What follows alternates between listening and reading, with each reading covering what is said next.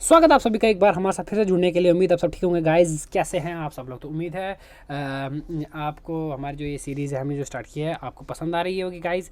चलो अपने टॉपिक की ओर बढ़ते हैं। हमने जो गाइस स्टार्ट किया क्योंकि अभी पेपर आने वाले हैं, जैसे हम सब जानते हैं थर्ड ईयर्स इग्नू वालों का।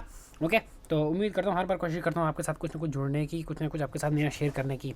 तो जब हम बात करते हैं इग्नू की बुक्स की तो हम जानते हैं कि थोड़ा सा बल्कि होती हैं और उसमें जो कंटेंट होता है ना गाइस वो थोड़ा सा समझ रहे हो। कभी कभी ऐसा हो जाता है कि आपकी समझ के बाहर हो जाता है। कभी कभी थोड़ी सी बहुत ही ज़्यादा ट्रिकी लैंग्वेज लिखी होती है हमारी इग्नो के बुक्स में, ठीक है, जो कि बड़े बड़े प्रोफेसर लिखते हैं ऑब्वियसली, ठीक है।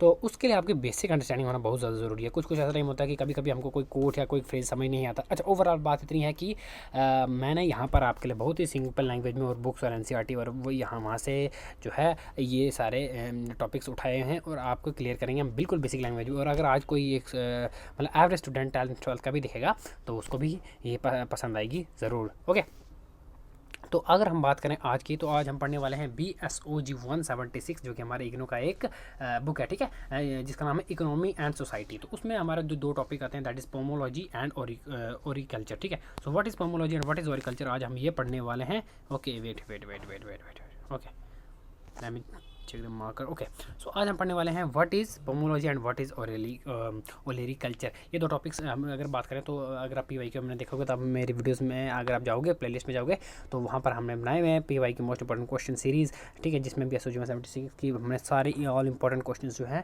वो डाले हुए हैं। उम्मीद करता हूँ गाइस आप वहाँ जाकर देख लेंगे। और उसके साथ जो क्वेश्चन आपको समझ नहीं आ रही है हमारी यहाँ पर सीरीज़ में मैं हर दिन आपको एक 3 या 4 क्वेश्चन से एक वीडियो में करवा दिया करूँगा गाइस। आपने ओके, आप नोट्स पक्का बना लेना, उसके बहुत इंपॉर्टेंट है। ओके, चलो चलते हैं अपने टॉपिक। आज हम पढ़ेंगे what is pomology and what is olericulture.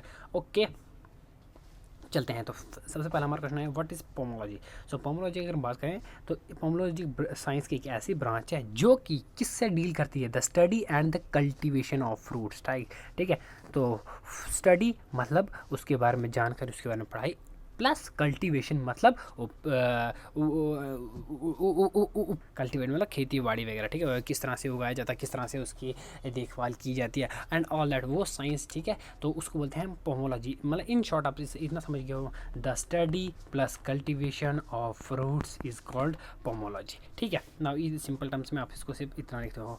एक मिनट पहले मैं मार्क ले लेता हूँ, ठीक है ना। हम आगे पढ़ते हैं ना। अगर हम बात करते हैं द टर्म पोमोलॉजी तो इसका क्या इतिहास है, कहाँ से आया, क्या ओरिजिन है, वो पढ़ते हैं। पोमोलॉजी की अगर हम बात करें तो लैटिन वर्ड पोमुम से आता है। पोमुम, ठीक है, कौन सा है,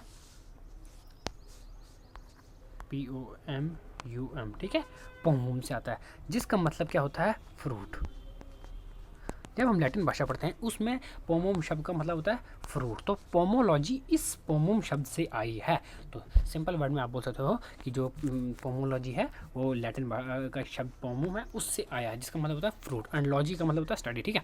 no simply means the study of fruits is called pomology, या the pomology is the study of fruits. यह क्वेश्चन पूछा जाता है और मैक्सिममली आप देखोगे ना तो ये PYQs में भी पूछा जाता है, ठीक है। तो यहाँ से हमारा क्वेश्चन बनता है। नेक्स्ट अगर हम बात करें तो पोमोलॉजी जो है फोकस करता है growing, harvesting, storing and improving fruit crops. Guys जैसे कि हम जाते दिन ब दिन जो है कहीं ना कहीं पॉपुलेशन बढ़ती जा रही है एंड उनकी नीड पूरी करने के लिए जो ये चीज़ें कम पड़ती जा रही हैं और इंसान जो है ओवर ग्रेजिंग, ओवर हर चीज़ की लिमिट पार कर रहा है।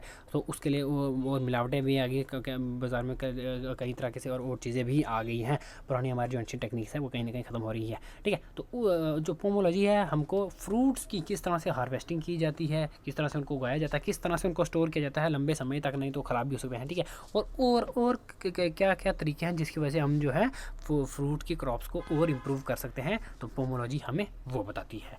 आगे चलते हैं। इट इंक्लूड्स, इसमें क्या क्या आता है, एप्पल्स आते हैं, ठीक है, बनानाज आते हैं, ऑरेंजेस आते हैं, ग्रेप्स आते हैं, मैंगोज आते हैं, और भी बहुत सारे फ्रूट्स आते हैं पोमोलॉजी में, because obviously this is the study of okay ना। अगर हम बात करते हैं पोमोलॉजी तो no pomologist, no what is pomologist. Pomologist is the मतलब जो इंसान स्टडी कर रहा है फ्रूट्स की, ठीक है, जो जिसको एक्सपर्टी है पोमोलॉजी में, so it is he is pomologist, ठीक है।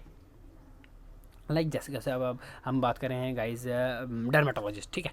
अगर हम बात करें डर्मेटोलॉजी क्या होती है तो डर्मेटोलॉजी होती है the study of skin and the study of skin is dermatology. And dermatologist कौन सा हुआ, जो उस काम को कर रहा है, ठीक है, वो डॉक्टर जिसने डर्मेटोलॉजी में डिग्री ली हुई है, वो डॉक्टर जिसको dermatology that is the study of skin के बारे में एक्सपर्टीज़ है, वो डर्मेटोलॉजिस्ट कहा जाता है।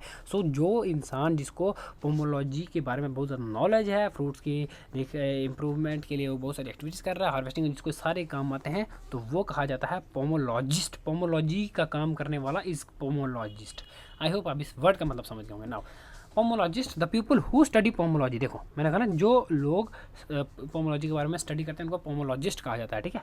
Work to find better ways to produce high quality fruits in large quantities. Guys अगर हम बात करते हैं ग्रेन रेवोल्यूशन की, तो जिस तरह से हम जानते हैं कि जब जो फूड ग्रेन्स थे वो काफ़ी मात्रा में डायल हो चुकी थी, वीक हो चुकी थी, ठीक है, उनकी इंप्रूवमेंट है, तो उसके बाद में इंडिया में ग्रेन रेवोल्यूशन हुई थी स्वामीनाथन के द्वारा, और उसके बाद उनकी इंप्रूवमेंट की गई थी। तो वो जो साइंटिस्ट होते हैं वो उनके बारे में जानते हैं और भी बहुत सारी चीज़ें पता करते हैं कि किस तरह से हम इनकी इंप्रूवमेंट, इनकी कल्टिवेशन को और बढ़ाई जा सके। तो पोमोलॉजिस्ट जो है वो इस फील्ड में काम करते हैं कि जो फ्रूट्स है उनकी किस तरह से क्वालिटी को इंप्रूव किया जाए एंड ऑल दैट, ठीक है। नेक्स्ट पढ़ते हैं। One of the main goal of pomology is to improve fruit quality. आज के समय पे हम देखते हैं कहीं ना कहीं जो है इतनी क्वालिटी वाले फ्रूट नहीं, तो पुराने ज़माने के अनुसार हमारा टेस्ट बदल चुका है, ठीक है, क्योंकि कहीं उनमें काफ़ी ज़्यादा केमिकल्स ऐड किए जाते हैं, ठीक है, उनको उनके समय से पहले ही तैयार करने के लिए। सो इसलिए कहा गया कि पोमोलॉजी का मेन काम है फ्रूट की क्वालिटी को इम्प्रूव करना, ठीक है। This mean making fruits taste better, look better and last longer, ठीक है। फ्रूट की क्वालिटी जो है कहीं ना कहीं ख़राब हो रही है, बट पोमोलॉजी का मेन काम है कि भाई फ्रूट को इम्प्रूवमेंट, क्वालिटी इंप्रूव करना, तो जिससे उसका टेस्ट बढ़े, ठीक है, जिसका टेस्ट अच्छा हो, ठीक है, वो अच्छा दिखे और लंबा समय तक, मेन है कि लंबा समय तक चले फ्रूट, ठीक है। तो आज के समय पे आते तो 1-2 दिन मार्केट में रहते, घर ले आओ तो ख़राब हो जाता है, ठीक है। सो वैसी वाली बात नहीं हो। Pomologist study different types of fruits to understand what makes them sweet, juicy and flavourable. अगर हम बात करें पोमोलॉजिस्ट की, तो सिर्फ जैसे अगर हम बात करें बनाना, हमने कहा फ्रूट्स की, तो ये नहीं है कि वो सिर्फ पहले एप्पल को जांच पड़ताल करेंगे, एप्पल के बारे में खोज करेंगे और सिर्फ वो सारी थीरियाँ उस पर ही बाकी सब फ्रूट्स पे लग जाएंगी, ऐसा नहीं है।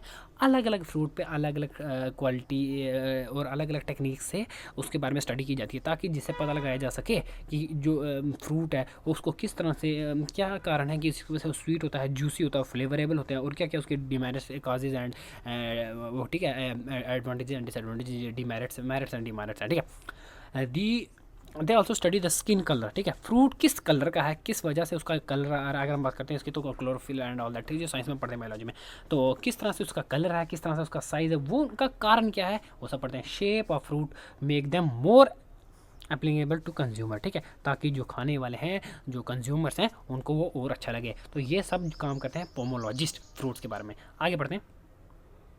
Next, another important area in pomology is increasing fruit production. Now अगर हम बात करें, हमने टेस्ट, जूस सब कुछ बढ़ा दिया, अब फ्रूट की प्रोडक्शन बढ़ानी है गाइस, सबसे मेन आता है प्रोडक्शन। अगर हम बात करें प्रोडक्शन की, तो लेट कर लो आपके पास एक फील्ड है, तो आपने इस पूरे फील्ड में फ्रूट लगा दे, फ्रूट लगा दे, और बड़ी चीज़ें लेंगे, जिसकी वजह से कहीं ना कहीं ठीक है फर्टिलिटी कम हो जाती है। मतलब एक चीज़ आप कंटिन्यूसली जब करो तो उसकी फर्टिलिटी कम होती है। वो हर एक चीज़ लिमिट में करनी है, बट अगर लिमिट में कैसे करेंगे, क्योंकि अब दिन ब दिन कहीं ना कहीं हमारी जो पॉपुलेशन है वो बढ़ती जा रही है, उसकी नीड बढ़ती जा रही है, इसलिए अब हमको क्या करना है, उस चीज़ की प्रोडक्शन करनी है, क्योंकि नहीं तो उसकी वजह से क्या हो जाएगा, प्राइसेस हाई होते हैं, मार्केट जो है डाउन हो जाता है। क्योंकि गाइस आपको अगर पता, आज की अगर हम बात करें, जब फ्रूट आता है, तो एप्पल की बात कर लो, ग्रेप्स की बात कर लो, तो आजकल कम से कम 150 से लेकर नीचे कम है ही नहीं कुछ, 100 प्लस तो नॉर्मली है एक फ्रूट। सो इसकी वजह से बात करें कि उनकी प्रोडक्शन बढ़ानी है, ताकि जो है बाजार में एक बैलेंस बना रहे, मार्केट में बैलेंस बना रहे, ठीक है। Pomologist looks for the way to help fruit plant grow more fruit with fewer resources like water and fertiliser. आज के ज़माने में साइंस इतनी तरक्की कर रही है, और जो साइंटिस्ट हैं, जो पोमोलॉजिस्ट हैं, वो इस तरह से कोशिश कर रहे हैं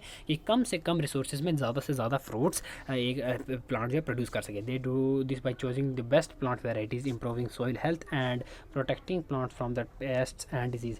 और जो पोमोलॉजिस्ट हैं, ये जो लोग हैं, ये क्या क्या टेक्निक अपनाते हैं कि बेस्ट वैरायटी के जो प्लांट्स हैं उनको यूज़ करते हैं, ठीक है, और सॉइल जो है उसकी जो फर्टिलिटी उसको इंक्रीज़ करते हैं, जैसे कि आप बात करें खाद वगैरह डालते हैं, ways pro and all that you can use in your soils, okay. और जो प्लांट्स हैं उनको पेस्ट से प्रोटेक्ट करते हैं, डिजीज़ से प्रोटेक्ट करते हैं, उन पर केमिकल्स वगैरह एंड ऑल दैट लगा के, ठीक है। Pomology also involve developing new fruit varieties, ठीक है। और इसके बाद बात करते हैं, इसके अलावा और भी बड़ी फ्रूट वेराइटी भी डेवलप कर सकते हैं गाइस, पोमोलॉजी जो है, पोमोलॉजी कैसे, क्योंकि अगर बाद में जब आपको बताएंगे कटिंग ग्राफ्टिंग की वजह से किस तरह से एक पेड़ पे दूसरा फ्रूट लगाया जाता है, ठीक है। Sometimes two different type of same fruit are combined to create new one. देखो मैंने बोला दो सेम टाइप के फ्रूट्स को किया, ताकि अगर हम बात करें आम की, तो नाउ गाइस अगर हम आम की बात करें तो आम भी कितने टाइप के ही हैं मार्केट में, आपको पता ही है। दशहरी आम होता है, तोता आम होता है, नॉर्मल आम होता है, जो छोटे वाले आम होते हैं, कितने टाइप के आम हैं, क्योंकि वो दो स्पीशीज़ को इकट्ठा करते हैं and to form the newer one, ठीक है। नेक्स्ट अगर हम बात करते हैं तो क्या है, अच्छा, तो इस प्रोसेस को हाइब्रिडाइजेशन कहते हैं, ठीक है। नेक्स्ट अगर हम बात करें तो जैसे कि pomologist who cross two types of apple, that one is very sweet and that one is decision to disease to create a new people that has both qualities. अच्छा, अब अगर हम बात करें पोमोलॉजिस्ट, तो पोमोलॉजिस्ट ने एक एप्पल ऐसा डिस्कवर किया, दिल बन गया यार। Okay okay okay, wait a सेक।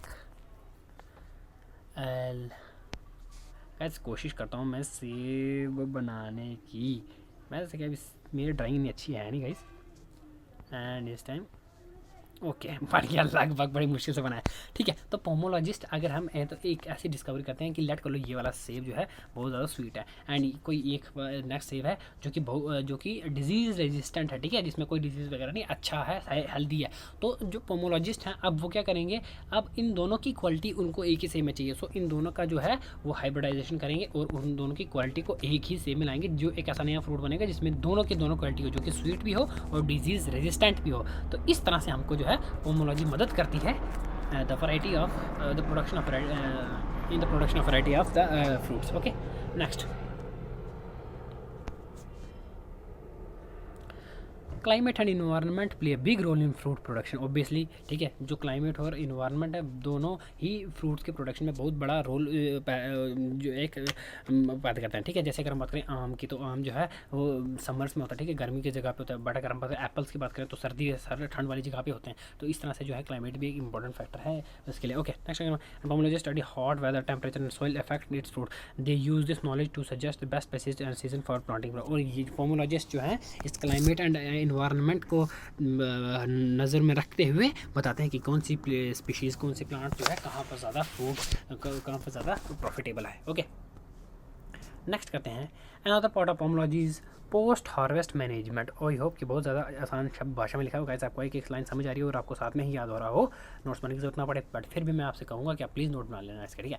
तो पोमोलॉजी की एक अगर हम नेक्स्ट पार्ट की बात, तो पोस्ट हार्वेस्ट मैनेजमेंट आता है, ठीक है। क्या होता है, after fruits are harvested they need to be stored, package and transported properly so they do not spoil. अगर हम बात करें बड़े बड़े फार्म्स, जिसके बड़े बड़े फार्म्स हैं, ठीक है, अब उसने फ्रूट्स लगा लिए, ठीक है, उगा तो लिए, अब उनको किस तरह से स्टोर करेगा और ट्रांसपोर्ट करेगा ताकि अपना बिजनेस अपना घर बार चल सके, ठीक है।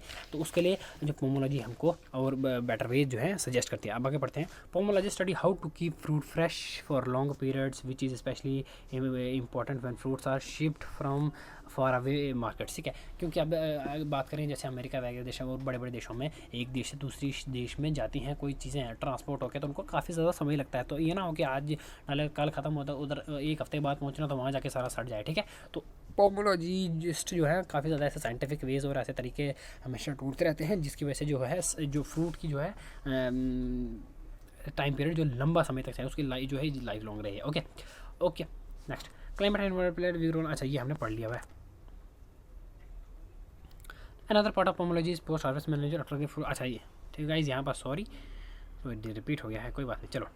In many countries pomology plays a की रोल इन इकोनॉमी, ठीक है, क्योंकि बड़ी सारी कंट्रीज जिसमें कि पोमोलॉजी की रोल इकोनॉमी में, जैसे कि अगर हम बात करें इंडिया के, तो एग्रीकल्चर पर डिपेंड है। तो बहुत सारे देश हैं जहाँ पर फ्रूट्स ही मैक्सिमम होंगे, तो वहाँ के जो फार्मर्स, वहाँ पे जो लोग होंगे वो फ्रूट्स बेच के ही अपनी ज़िंदगी चलाते होंगे। तो इसलिए बताया गया है कि पोमोलॉजी कुछ देशों के लिए बैकबोन है, कुछ इकोनॉमी के लिए, ठीक है। Fruits farming provide job and support food industry, ठीक है। तो इसकी वजह से लोगों को कहीं जॉब्स मिलती है फूड इंडस्ट्री में, ठीक है। Government and agriculture institution often invest in pomology research to support farmers and improve food quality. तो गवर्नमेंट्स और जो एग्रीकल्चर इंस्टीट्यूशंस हैं ये भी इन चीज़ों में इन्वेस्ट करते हैं ताकि जो फार्मर्स हैं उनकी ज़िंदगी अच्छी हो सके, उनको प्रॉफिट मिल सके और जो है फूड क्वालिटी भी इंप्रूव हो सके। इन समरी की अगर हम बात करें तो पोमोलॉजी एक ऐसी साइंस है जो कि फ्रूट की कल्टीवेशन से रिलेटेड है। इम्प्रूव हेल्प किस में मदद करती है कि फ्रूट्स की क्वालिटी, क्वांटिटी एंड वैरायटी को इम्प्रूव करने में, बढ़ाने में, ठीक है।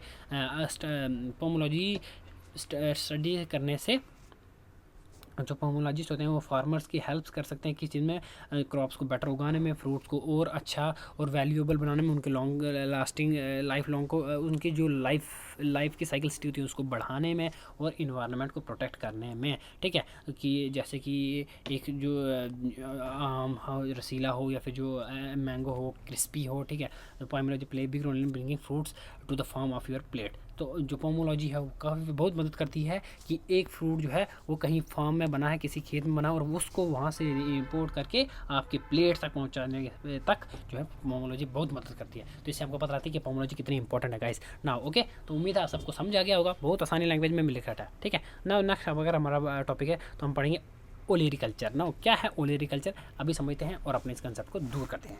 तो ओलेरिकल्चर की अगर हम बात करें तो एक साइंस की एक ऐसी ब्रांच है जो कि डील करती है किसके साथ, growing, harvesting, storing and marketing of vegetables. Now ठीक है गाइस, वेजिटेबल्स। तो पोमोलॉजी थी फ्रूट से और ओलेरिकल्चर जो है वो है वेजिटेबल्स है। ठीक है, वेजिटेबल्स सब्जियाँ। The word come from Latin word oleris. अगर हम बात करें ओलेरिकल्चर की तो एक लैटिन वर्ड ओलेरिस से लिया गया है, और अगर हम बात करें पोमोलॉजी की तो पोमो से लिया गया था जिसका मतलब था फ्रूट, और लैटिन वर्ड है ओलेरिस जिसका मतलब होता है vegetables and culture which means growing. Okay, so olericulture simply means science of growing vegetables. So olericulture का सिंपल भाषा में इतना मतलब है कि वेजिटेबल्स उगाने का विज्ञान is called olericulture. This field focus on all type of vegetable crops. ठीक है, ये अगर हम बात करें ओलेरिकल्चर तो सभी टाइप की जो वेजिटेबल क्रॉप्स है उसके बारे में जानती है, जैसे कि टोमेटोज़ हो गए, पोटैटोज़ हो गया, ठीक है, ऑनियंस हो गया। वैसे अगर हम बात करें, पता है आपको गाइस, जो टोमेटो होता है ना वो एक फ्रूट है, बट इसको वो बोला गया है, ये मैं ऐसे बेसिक नॉलेज आपको पता है। ठीक है, कैरेट, कैबेज, स्पिंच, ठीक है, cucumber, beans and many more, और भी वो सारी सब्जियां हैं, उन सभी में हेल्प करती है ओलेरिकल्चर। ठीक है, olericulture includes both leafy vegetables like lactic and spinach and root vegetables like beetroot and radish as well as fruit vegetables like tomatoes and cucumbers। मैंने बोला था ना। तो गाइस जो ओलेरिकल्चर की अगर हम बात करें तो जिसमें जो कि लीफी मतलब जिसके पत्ते वगैरह हो गए वो, या फिर जो जड़ों वाले होते हैं जैसे कि गाजर वगैरह, मूली और या फिर फ्रूट्स वेजिटेबल हो जिसको टोमेटोज और कमर, इन दोनों को जो फ्रूट वेजिटेबल कहा जाता है गाइस, इन सभी में हेल्प करती है ओलेरिकल्चर। ओके, किस तरह से करती है देखते हैं। तो पोमोलॉजी की जो स्टडी करते हैं उसको पोमोलॉजिस्ट बोलते हैं, जो ओलेरिकल्चर की स्टडी करते हैं उसको ओलेरिकल्चरिस्ट बोलते हैं। ठीक है, who people study and work on in this field, their job is to find better ways to grow vegetable. इनका काम होता है कि और भी बेहतर तरीके ढूंढें कि वेजिटेबल को किस तरह से अच्छे से उगाया जाए, उनकी क्वालिटी को इम्प्रूव किया जाए, उनकी जो फर्टिलिटी उसको किस तरह से इंक्रीज़ किया जाए, और ये इस बात की ध्यान रखें कि जो सब्ज़ी है वो किस तरह से लंबे समय तक ताज़ी बना रही है। ठीक है, अगर हम बात करें और एक ओलेरिकल्चर की एक अनदर इंपॉर्टेंट पार्ट, तो choosing the right vegetable varieties, कि हम किस वेजिटेबल की कौन सी अच्छी और सही वैरायटी चूज़ करना इज़ अनदर इंपॉर्टेंट एस्पेक्ट। ठीक है, some types of vegetable grow better in certain climates और सॉइल। ठीक है, अब हर सब्जी का अलग सिस्टम और अलग इन्वायरमेंट होता है, अलग सॉइल होती है अच्छी पैदावार के लिए। ठीक है, olericulturist study which variety is best for different areas. तो ओलेरिकल्चरिस्ट जो होते हैं वो हर सब्जी के लिए बेस्ट वैरायटी और बेस्ट इन्वायरमेंट ढूंढते हैं। They also create new varieties through breeding. So breeding करानी, जैसे मैंने आपको बताया था ना कि पिछले बार हाइब्रिडाइजेशन, तो उस तरह से ब्रीडिंग करते हैं वेजिटेबल्स की, जिसकी वजह से न्यू वन, ठीक है, टू पुराने सेम स्पीशीज़ की दो सेम स्पीशीज़ की वेजिटेबल्स को जब ब्रीडिंग कराई जाती है तो एक न्यूअर वन बन जाती है। तो उस तरह से करते हैं। ठीक है, जैसे कि they might develop new tomato that is sweeter, grow faster and is more resistant to disease. तो एक टोमेटो है, एक टमाटर जो कि स्वीट है एंड एक जो है डिजीज रेजिस्टेंट है। तो इन दोनों की ब्रीडिंग करवाएंगे तो एक तीसरा सा बनेगा जो कि स्वीट एंड डिजीज रेजिस्टेंट दोनों ही हो, जिसमें कि दोनों ही क्वालिटी हो। तो इस तरह से साइंस जो हमारी है मदद करती है, जिस तरह से जो ओलेरिकल्चर जो हमारे मदद करता है। Okay, olericulture also involve protecting crops from insects. ठीक है, कीड़ों वगैरह से किस तरह से बचाना है उसको भी मदद करता है ओलेरिकल्चर हमारा। ठीक है, वीड्स, प्लांट डिजीज। ठीक है, this problems can damage vegetables and reduce harvest. ये प्रॉब्लम जो है कहीं ना कहीं हमारी जो वेजिटेबल्स उसको डैमेज करती है, उसमें नुकसान पहुंच जाती है, और जिसकी वजह से हमारी फसल में पैदावार जो है कम होती है। Olericulture work on eco friendly methods to protect vegetables. आज के ज़माने में हम देखते हैं तो गाइस इको फ्रेंडली के तरीके काफ़ी ज़्यादा आ चुके हैं। अगर हम बाहर और बड़ी सारी चीज़ों की बात करें तो कोई प्लास्टिक आ गया या फिर कोई और चीज़ आ गई तो वो इको फ्रेंडली होते हैं, जैसे पोल्यूटेंट्स होते हैं, या फिर फायर क्रैकर्स की बात करें तो अब बोलते हैं इको फ्रेंडली है, जाके जो कि हमारे इन्वायरमेंट को कम से कम नुकसान पहुँचाए। Okay, such a thing natural pesticides और ग्रोइंग वेजिटेबल्स इन दैट की बेस्ट। ओके, नेचुरल पेस्टिसाइड जैसे अगर हम बात करें अपने घर में खाद गोबर वगैरह या फिर पत्ते जो होते हैं राइट, उनको भी आप यूज़ कर सकते हो as a natural harvest type, ठीक है, natural pesticide. Once vegetables are harvested, एक बार अगर vegetable harvested they need to be handle properly to stay fresh, ठीक है गाइस, ये वंस है, ठीक है, once vegetables are harvested they need to be handle properly to stay fresh, ठीक है, एक बार उनको उगा लिया, अगर आप उसके बाद आपको ध्यान रखना कि भाई आप उनको हमेशा गुडाई कर सको, पानी दे सको टाइम पे और उनका ख्याल रखो, ठीक है, this is called post harvest management. समझिए, पोस्ट हार्वेस्ट मैनेजमेंट क्या हो गया, आपने एक बार उसको उगा तो बीज तो दिया, उसके बाद उगाने तक जब तक आप उसको पूरी तरह से काट नहीं देते, उसकी अच्छी तरीके से आपने ख्याल रखना है, पोस्ट हार्वेस्ट मैनेजमेंट, ठीक है। और agriculture study the best way to wash, pack, store and transport vegetables so that they do not spoil before they reach market. और तो एग्रीकल्चरिस्ट जो होते हैं वो बेस्ट वेज तरीका ढूंढते हैं कि किस तरह से वेजिटेबल को निकालना है, धोना है, ठीक है, पैक करना, स्टोर करना है और लंबे समय तक उनकी लाइफ की साइकिलिस्टी बंदी रहे, ताकि जब तक वो बाजार ना पहुँचे वो ख़राब ना हो, ठीक है। Marketing is another part of agriculture, ठीक है, तो मार्केटिंग भी है, farmer need to sell their vegetables quickly as the most vegetable are perishable, ठीक है, तो फार्मर्स जो है उनको अपनी जो वेजिटेबल्स है बड़ी काफ़ी जल्दी बेचनी होती है बाजार में, क्योंकि हम सबको पता है, क्योंकि कहीं ना कहीं वेजिटेबल ज़्यादा ख़राब हो जाती हैं। Okay, agricultures may help plan how to sell vegetables more efficiently and how they meet market demand. तो एग्रीकल्चरिस्ट होते हैं वो इस मदद करते हैं कि किस तरह से जो है वेजिटेबल्स को एफिशिएंटली जल्द से जल्द तरीके से मार्केट में पहुँचाया जाए और किस तरह से अच्छी उनकी क्वालिटी को इम्प्रूव किया जाए, ठीक है। Agriculture important for many reasons, किस तरह से किस रीजन से एग्रीकल्चर इंपॉर्टेंट है वो भी देखते हैं हम। It help farmer to grow vegetables, okay, farmers को मदद करता है वेजिटेबल ग्रो करने में, using fewer resources like water and chemicals, कि वाटर और आजकल के ज़माने में केमिकल हर बंदा यूज़ करता है, ठीक है, तो हेल्प करता है कि किस तरह से कम केमिकल्स और वाटर यूज़ करके ज़्यादा से ज़्यादा सब्जी को उगा सके, ठीक है। This save money and protect in the environment, इसकी वजह से हमारा मनी जो पैसा भी बचेगा और इन्वायरमेंट भी प्रोटेक्ट होगा। It also help people get more access to fresh healthy vegetable and which is important for the good nutrition of health, ठीक है, इसकी वजह से जो है लोगों को मदद मिलती है कि फ्रेश और हेल्दी वेजिटेबल्स मिलती हैं और जो कि हमारे न्यूट्रिशन और हेल्थ के लिए अच्छा है, ठीक है। Vegetable farming plays a big role in economy of many countries, obviously जैसे कि पोमोलॉजी था वैसे ही और एग्रीकल्चर भी बड़ी सारे देशों के लिए, बड़ी ज़्यादा कंट्रीज़ के लिए एक मेन रोल निभाता है इकोनॉमी में, ठीक है। It provides income and jobs two million of people, ठीक है, मिलियन ऑफ पीपल को ये जॉब देता है। Government and agriculture expert often support all agriculture resource, improve food and security, to reduce hunger, ठीक है। आज के ज़माने में देखिए कितना ज़्यादा हंगर फैल रहा है पूरी दुनिया में, लोग भूखे मर रहे हैं, तो ये और एग्रीकल्चर जो है हेल्प करता है इंप्रूविंग और वेजिटेबल प्रोडक्शन में, जिसकी वजह से ज़्यादा से ज़्यादा लोगों को खाना मिल सके। इन summary agriculture is science of vegetable production, it cover everything from planting seed and selling vegetable, जब मतलब बीज बोने से लेकर मार्केट तक पहुंचाने तक हर एक चीज़ जो है पोमोलॉजी और एग्रीकल्चरिस्ट जो है ध्यान रखते हैं और मदद करते हैं इस चीज़ को इंप्रूव करने में। By using the knowledge of agriculture farmer can grow better vegetables, ठीक है, तो एग्रीकल्चर की ज्ञान को यूज़ करके फार्मर्स अच्छे से अच्छी तरीके से अपने वेजिटेबल्स ग्रो कर सकते हैं। Consumer can enjoy fresh and healthy food and environment can be protected, और जो कंज्यूमर है वो अच्छे से अच्छे खाना खा सकते हैं और हेल्दी फूड खा सकते हैं और हम अपने इन्वायरमेंट को बचा सकते हैं। उम्मीद है आप सबको समझ आई होगी और आप भी पोमोलॉजी और एग्रीकल्चर को फॉलो करेंगे, अपने घरों में इन चीज़ों को एस्पेक्ट्स को अपनाएंगे और अपने घर में अच्छा खाना उगाएंगे और अपने देश का भी और अपने इन्वायरमेंट का भी ध्यान रखेंगे। Thank you and bye bye. मिलते हैं आपके साथ नेक्स्ट वीडियो में जो इंपॉर्टेंट क्वेश्चन होंगे। अगर आपको कोई इंपॉर्टेंट क्वेश्चन पता है, लग रहा है कोई मुश्किल क्वेश्चन लग रहा है तो please comment it down, I will try कि मैं उसको बेस्ट से बेस्ट और सिंपल लैंग्वेज में और अपने सोर्सेज से ढूंढ के आपके सामने प्रेजेंट कर सकूँ। Thank you and bye bye. मिलते हैं आपके साथ नेक्स्ट वीडियो में नेक्स्ट क्वेश्चन के साथ।